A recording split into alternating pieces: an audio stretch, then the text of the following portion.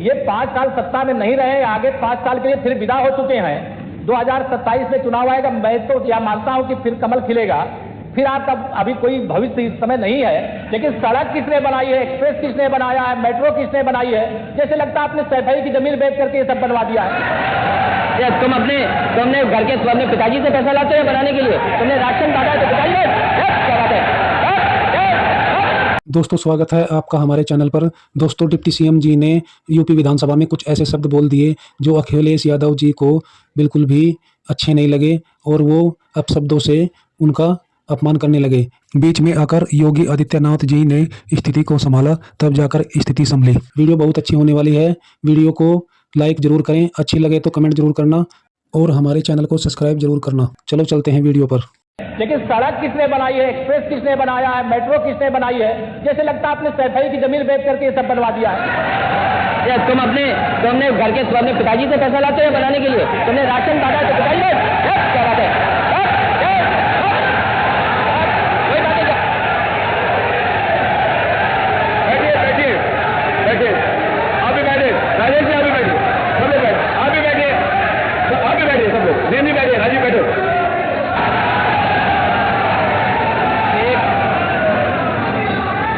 एक घंटे से अधिक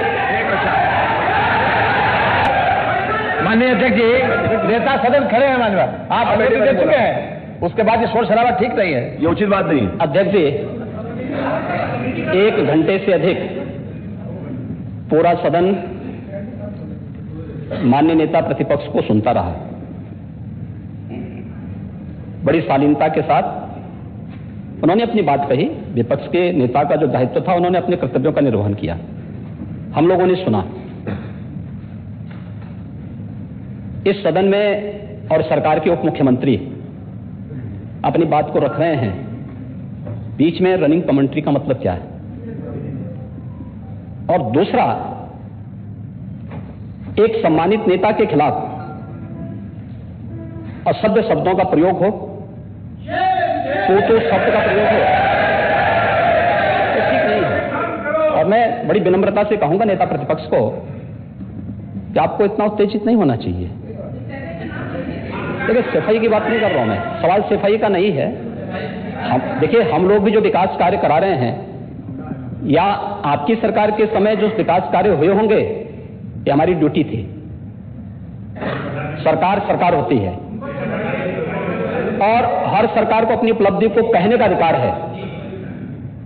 माननीय उप मुख्यमंत्री जी ने बिल्कुल सही कहा कि विकास, आपने कहा, आप विकास की जब चर्चा हुई तो उन्होंने जो बातें कही बिल्कुल ठीक ढंग से की थी। आपके यहां के दूसरे नेता या जब माननीय उप मुख्यमंत्री का यहां पर भाषण संपन्न होता, उसके बाद अपनी बात आप लोग कह सकते थे।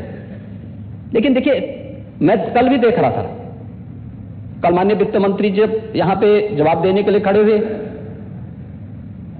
उन पर जिस तरीके की भाषा का प्रयोग उस समय किया गया, आज फिर हम देख रहे हैं। देखिए, लोकतंत्र में हर सदस्य को सदन में अपनी बात रखने का पूरा अधिकार है, और अगर आप कहेंगे तो कैसे इस बात की अपेक्षा रखते हैं कि इस बार से उसका जवाब नहीं मिलेगा? पूरे 1 घंटे से अधिक समय तक पूरा सदन और खासतौर पर सत्ता पक्ष से जुड़े हुए सभी मान्य सदस्यों ने आपकी बात को बहुत ध्यान से सुना। देखिए, सहमत होना ना होना अपना विषय है, नहीं सवाल दूसरा नहीं। देखिए, सवाल, देखिए सफाई भी इसी प्रदेश का हिस्सा। अध्यक्ष महोदय, सवाल ये नहीं है, मैं सुनने को तैयार हूं। अच्छा, ये बोल रहे हैं सफाई भी तो इसी प्रदेश का हिस्सा है। नहीं, सफाई, देखिए भाषा आप उसको बाद में बोल सकते हैं। देखिए, हमारी सहमति असहमति हो सकती है। देखिए, हमारी असहमति असहमति हो सकती है किसी बात पर, हम बाद में इस बात को करेक्शन करा सकते हैं। लेकिन तो मैंने शब्द का प्रयोग नहीं किया जाना चाहिए और किसी भी असभ्य भाषा का प्रयोग नहीं होना चाहिए। और मैं माननीय अध्यक्ष जी से अनुरोध करूंगा कि अगर इस प्रकार की शब्दावली प्रोसीडिंग का हिस्सा बनी है तो कृपया उसको हटवा दें, क्योंकि ये गलत परंपरा होगी और मैसेज का देश के अंदर खराब जाएगा। हमें हमेशा इस बात को ध्यान में रखना होगा, सदन की मर्यादा का ध्यान हर हाल में बनाए रखना होगा। दूसरा, जब एक सदस्य बोल रहा हो तो सदस्य के बीच, और खासतौर पर उप मुख्यमंत्री बोल रहे हैं, तो बीच में रनिंग कमेंट्री करना, बीच में धमकी देना, ये चीजें ठीक नहीं है। और मुझे लगता है सदन की मर्यादाएं इससे आहत होती हैं। कोई भी इसको नहीं स्वीकार करेगा। और मैं विनम्रता से कहूंगा माननीय नेता प्रतिपक्ष को उनका सम्मान है, वे सबसे बड़े विपक्षी दल के नेता हैं और मुझे लगता है कि इस मर्यादा की अपेक्षा केवल सत्ता पक्ष से ही न करें, विपक्ष भी उस मर्यादा का पालन करेगा तो दोनों का सम्मान बना रहेगा और यह सम्मान दोनों का बना रहे। देखिए, सहमति और सहमति लोकतंत्र की ताकत है, या आवश्यक नहीं, हम ये नहीं कहते हमारी बात से सहमत हूं, या मैं ये भी नहीं कह सकता कि मैं आपकी बात से सहमत हूं। जब मेरी बारी आएगी, मैंने तो पूरे 1 घंटे तक आपकी बात को सुना, मेरी बारी जब मेरे दल की ओर से मेरी बारी लगाई जाएगी, मैं उस दिन अपनी बात को यहां पे रखूंगा। मैंने आपके पूरे भाषण को इसलिए सुना ही नहीं, प्रोसीडिंग मंगाऊंगा, फिर देखूंगा, उसका पूरा जवाब भी दूंगा यहां सदन पे, और मैं उम्मीद करूंगा कि सभी विपक्षी नेतागण उस दिन यहां पर हमारे बात को भी सुनेंगे। लेकिन एक सरकार के वरिष्ठतम नेता में से एक और उप मुख्यमंत्री जो लगातार दूसरी बार उप मुख्यमंत्री हो रहे हैं, उनके द्वारा अपनी बात को रखा जा रहा हो, मुझे लगता है शालीनता से हमें सुनना चाहिए। अगर हमें लगता है गलत हो रहा है, देखिए बहुत सारी चीजें अगर हम भी इस बात को कहते, बहुत सारी चीजें नेता प्रतिपक्ष भी ऐसी थी जो आपत्तिजनक हो सकती थी, हमने सुना नहीं, हमें जो स्वीकार करना होगा वो स्वीकार करेंगे और उसका जवाब देंगे भी, लेकिन बीच में इस तरीके की उत्तेजना दिखाना उचित नहीं है। देखिए, माहौल इससे खराब होता है और अनावश्यक रूप से बाहर मैसेज खराब जाता है। हमारे बारे में टिप्पणियां होती हैं, सदन के बारे में टिप्पणी होती है, हर एक सदस्य की मर्यादा भंग होती है और सदस्य की इसका सम्मान बाहर तार होता है, पब्लिक में इसका मैसेज खराब होता है और इस प्रकार की शब्दावली का प्रयोग न हो। अगर ये तो शब्द का प्रयोग हुआ है तो मैं आपसे अनुरोध करूंगा कि कृपया इसको सदन की प्रोसीडिंग का हिस्सा कतई न बनाने दिया जाए, क्योंकि ये आने वाले समय में नजीर बनेगा।